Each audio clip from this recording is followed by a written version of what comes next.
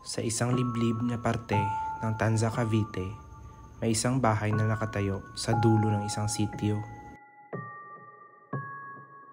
Mula sa labas, parang ordinaryong tahanan lang ito. May gate, maliit na hardin, at lumang bubong na tinubuan na ng lumot. Pero sa loob, tahimik, halos patay ang hangin. Dito, naninirahan sina Marco at Althea, dalawang taong nagsasama sa ilalim ng isang bubong. Si Marco ay isang graphic designer na bihirang lumabas ng bahay. Laging nasa harap ng laptop, may suot na headphones, at tila lagi may sinusubaybayang tunog sa paligid.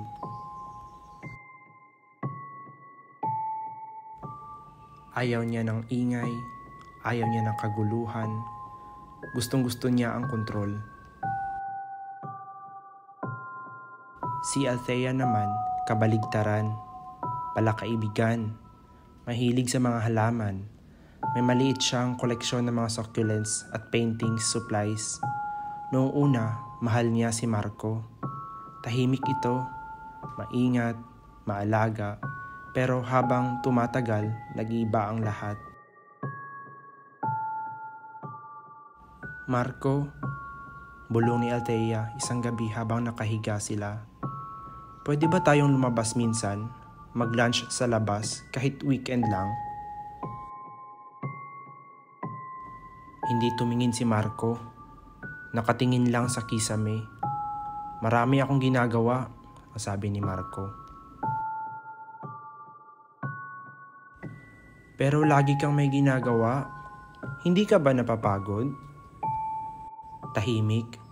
Isang mahabang buntong hininga lang ang sagot.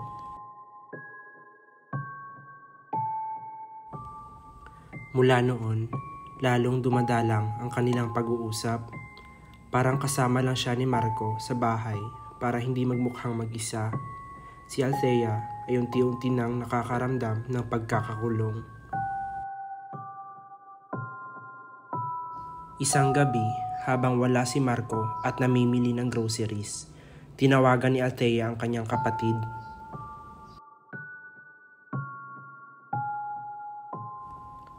Ate Clarice, hindi ko na kaya.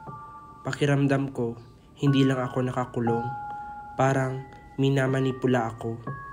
Hindi siya nagagalit, pero may isang tingin lang siya. Parang hindi ko na kayang magsalita. Umuwi ka na dito sa Maynila. Kukuhanin ka na namin. Hindi ko alam paano. Hindi niya ako pinapayagang lumabas ng mag-isa. Ang bahay ni Marco ay may kakaibang istruktura. May isang bahagi ng kanyang kwarto na may trapdoor. Parang maliit na pinto sa sahig. Walang nakakakita nito maliban kay Marco. Nasa ilalim ng kwarto niya ang silong. Isang malalim at madilim na espasyo na may isang kahong bakal, mga luma at ikinakalawang na mga gamit at isang mesa. Isang gabi, habang tulog si Althea, bumaba si Marco.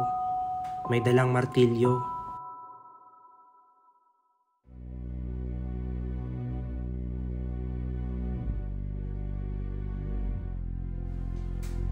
May dalang posas. Tahimik ang gabi. Ang tanging maririnig ay ang malalim niyang paghinga at ang langit-ngit ng kahoy sa bawat hakbang.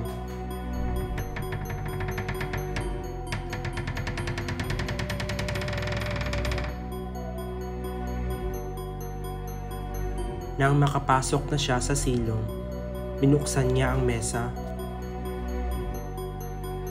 Doon, may mga larawan si Althea habang natutulog, habang kumakain, habang naliligo. May mga papel na may nakasulat, "Huwag kang aalis, sa'yo lang ako. Kung hindi kita makukuha, walang makakakuha sa'yo." 17 ng Setyembre ng 2024 na taon. Isang maaliwalas na umaga, bumili ng taho si Althea mula sa labas ng gate. Habang kausap niya si Mang Elmo, biglang sumilip si Marco sa bintana. Masama ang tingin. "Matagal na kitang gustong tanungin, Iha," wika ni Mang Elmo. "Ilang araw ka na bang hindi nakakalabas?" "Hindi po ako pinapayagan ni Marco. Marami daw magnanakaw sa labas." "Ha? Araw-araw nga akong nasa labas, Iha. Kung kailangan mo ng tulong, magtulungan tayo." Ngumiti lang si Althea, pero sa likod ng kanyang ngiti ay takot.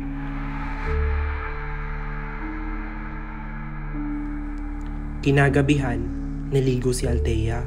Nakasalampak siya sa kama. Pagbalik ni Marco sa kwarto, bitbit nito ang isang tasa ng gatas. "Gatas para sa'yo," ang wika niya.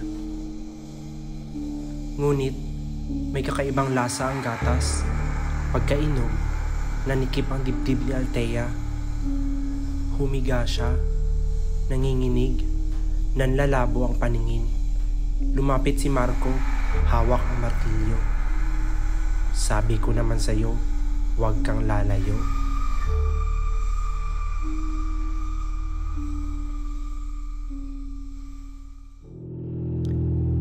Kinaumagahan, katahimikan, walang Althea.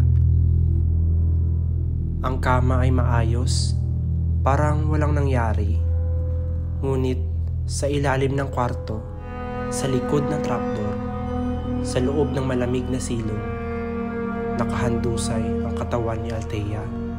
Balot sa plastik, may tali sa mga kamay. Sa ibabaw ng kanyang bangkay, may mga bulaklak, parang handog, parang altar. Mula noon, araw-araw, binubuksan ni Marco ang silong, kinakausap ang bangkay. "Mahal pa rin kita. Hindi mo na ako iiwan." Ngunit habang tumatagal, nabubulok ang katawan at hindi lang amoy ang bumabalot sa buong bahay. Sa bawat araw na lumilipas, lalong sumisidhi ang amoy sa loob ng bahay ni Marco. Kahit anong linis niya, kahit ilang kandila ang sindihan niya, hindi na niya matago ang baho ng bangkay sa ilalim ng kanyang kwarto. Laman ng silong ang katawan ni Althea, hindi nakalibing, kundi basta na lang tinabunan ng ilang tabla, plastik at mga basahan. Hindi siya makatulog ng maayos. Kahit anong pagkakakulong niya sa sarili, may boses siyang naririnig. "Bakit mo ako pinatay, Marco? Akala ko mahal mo ako. Tulungan mo akong makalabas."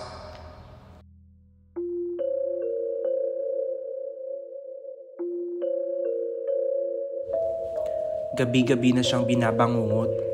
Isang gabi, nagising siya sa kaluskos mula sa ilalim ng kama.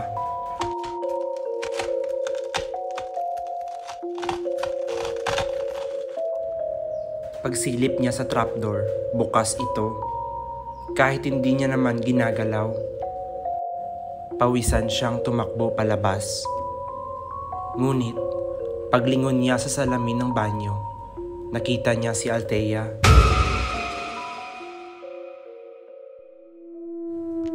Nakatayo sa likod niya, duguan ang bibig, nangingitim ang balat at nakangiti.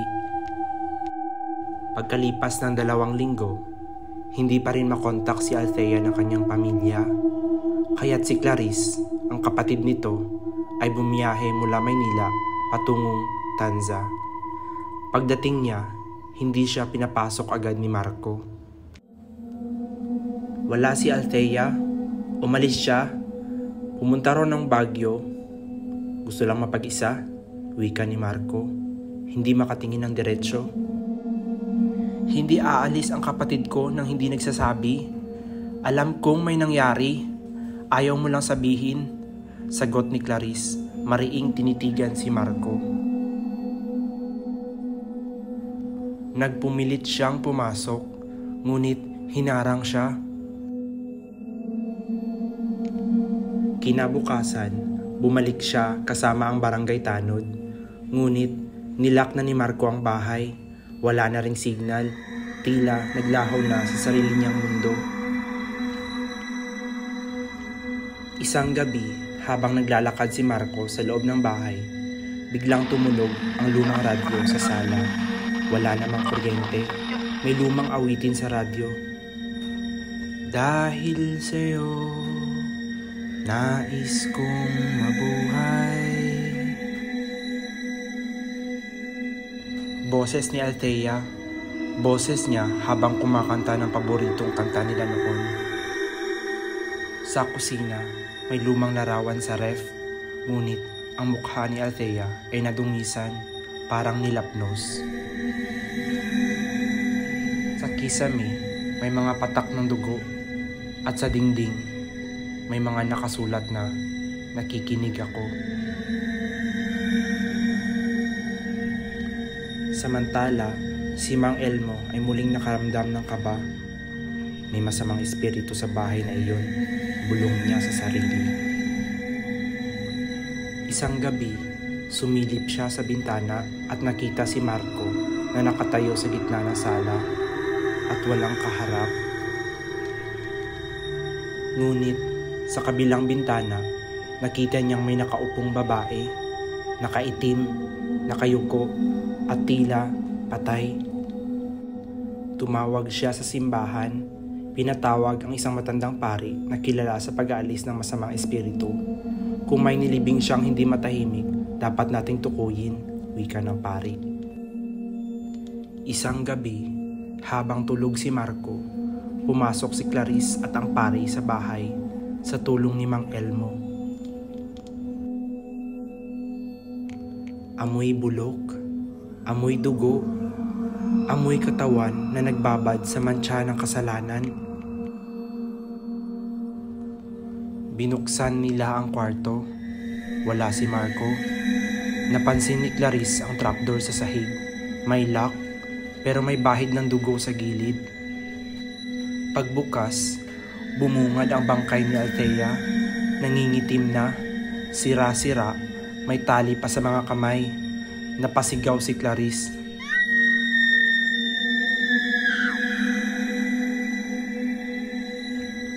Sa oras na iyon, biglang bumalik si Marco. Anong ginagawa niyo rito? Galit na sigaw niya. Nagmadaling lumapit ang pari. Hawak ang krus at holy water. Lumayas ka, Marco. Hindi ikaw ang may-ari ng katawan mo ngayon. Ngunit si Marco ay nagsimulang mangisay. Ang kanyang mga mata ay namula. May boses na hindi niya. Boses ng babae, galit, umiiyak. Hindi ako papayag na iwan sa kadiliman. Lumindol, umuga ang bahay, at mula sa silong, lumabas ang putol-putol na boses ni Althea. Lumitaw ang kanyang multo, duguan, nakayuko, lumulutang. Hinawakan niya si Marco sa muka, at sa isang kisap mata, bumaluktot ang katawan ng lalaki na wala ang lakas, bumagsak sa sahig, wala ng buhay. Ibinaon sa lupa ng simbahan ang mga labi ni Althea. May dasal at bendisyon. Ang bahay ni Marco ay iniwan, pinagtagni-tagni ng barangay at isinara. Ngunit kahit tapos na ang lahat, may mga ulat na gabi-gabi may ilaw na biglang bumubukas sa kwarto. May radyo raw na tumutunog ng "Dahil sa'yo, nais kong mabuhay." At tuwing 3:00 ng madaling araw, may naririnig mula sa silong, kaluskos, buntong hininga, at isang tinig ng babaeng pabulong. Nakikinig ako.